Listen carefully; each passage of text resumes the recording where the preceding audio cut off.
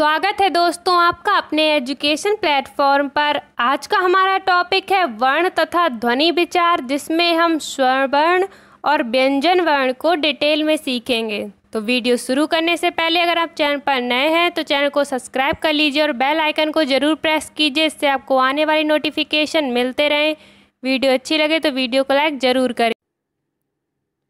Hindi grammar में सबसे पहले हमें स्वर और व्यंजन की जानकारी होना बहुत ज़रूरी है, तभी हम आगे को सीख पाएंगे।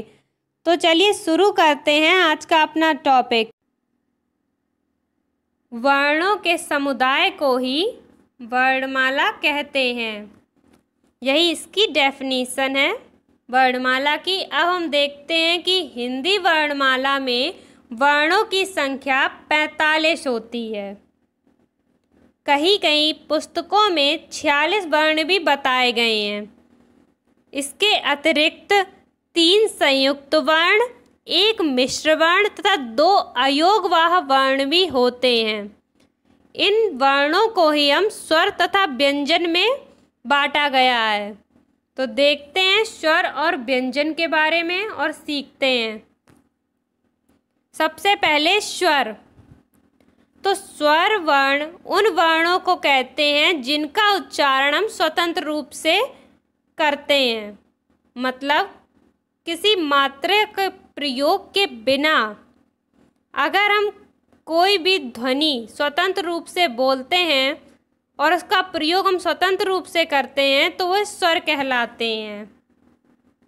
और इनकी संख्या 11 होती है, जैसे आ, ई, उ, ऋषि, ए, ओ, औ। ये 11 स्वर होते हैं, इसे आपको याद रखना बहुत ज़रूरी है। स्वरों का जो उच्चारण स्थान है वह कंठ है, जिसका उच्चारण वायु निष्कासन के माध्यम से होता है। इन स्वरों को जब आप बोलेंगे तो आप कंठ से बोल रहे होंगे और वायु बाहर निकल रही होगी। नेक्स्ट देखते हैं अब स्वरों के भेद। स्वरों के 2 भेद होते हैं, ह्रस्व स्वर और दीर्घ स्वर। अब समझते हैं कि ह्रस्व स्वर और दीर्घ स्वर क्या होते हैं। तो जिन स्वरों के उच्चारण में कम से कम समय लगे उन्हें हम ह्रस्व स्वर कहते हैं, जैसे आ, ई, उ और ऋषि, और इन्हें हम मूल स्वर भी कह सकते हैं। नेक्स्ट है दीर्घ स्वर।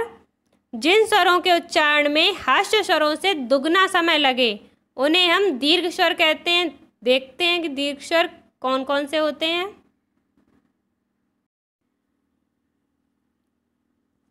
आ, ई, उ, ए, ओ और औ, ये सभी दीर्घ स्वर होते हैं। अब हम देखते हैं व्यंजन के बारे में। जिन वर्णों के पूर्ण उच्चारण के लिए स्वरों की सहायता ली जाए, अर्थात व्यंजन बिना स्वरों की सहायता से बोले ही नहीं जा सकते, और व्यंजनों की संख्या 33 होती है। यह भी आपको याद होनी बहुत ज़रूरी है। परीक्षा में कई बार ऐसे पूछ लिया जाता है कि व्यंजन और स्वर कितने होते हैं। नेक्स्ट है व्यंजन के भेद। तो व्यंजन के 3 भेद हैं, स्पर्श व्यंजन, अंतः व्यंजन और ऊष्म व्यंजन। सबसे पहले स्पर्श व्यंजन। तो स्पर्श व्यंजन 5 वर्गों में रखा गया है और हर वर्ग में 5-5 व्यंजन होते हैं।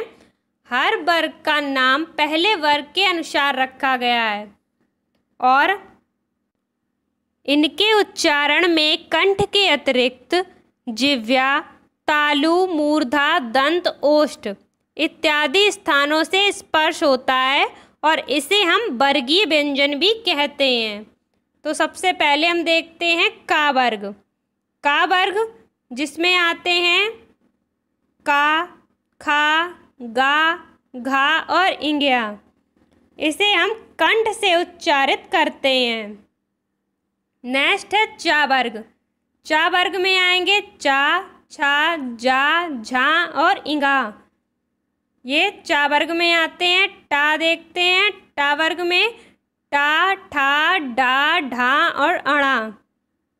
यह टा वर्ग में आता है। और ता वर्ग में ता, था, दा, धा और ना। पा वर्ग में पा, फा, बा, भा और मा।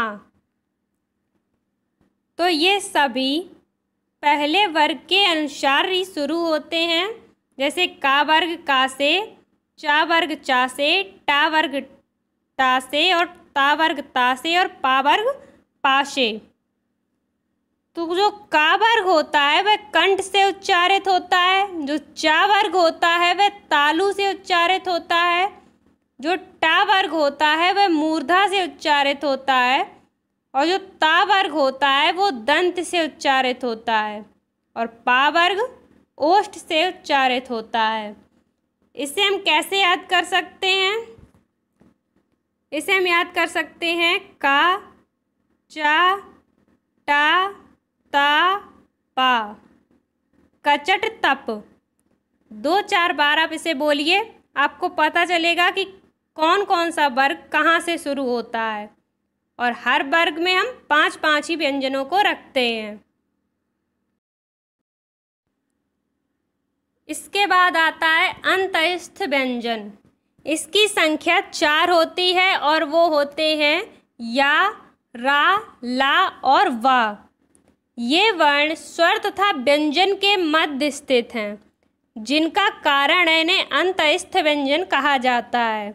ये आधे स्वर हैं और आधे व्यंजन हैं और इनका उच्चारण जिह्वा विशेष सक्रिय नहीं रहती, जैसा अन्य वर्णों में होता है। आधुनिक काल में हम रा और ला को पूर्ण व्यंजन मान सकते हैं, जबकि या और वा ही अंतस्थ व्यंजन के रूप में प्रयुक्त हो रहे हैं। नेक्स्ट हम देखते हैं ऊष्म व्यंजन। ऊष्म व्यंजन, इनकी संख्या 4 होती है। सा, सा और हा। इनको ऊष्म व्यंजन इसलिए माना जाता है क्योंकि इनके उच्चारण में घर्षण से उत्पन्न वायु का निष्कासन होता है। इसके अतिरिक्त हिंदी वर्णमाला में 3 संयुक्त व्यंजन छा, त्रा और ज्ञा, छात्र ज्ञा भी सम्मिलित है।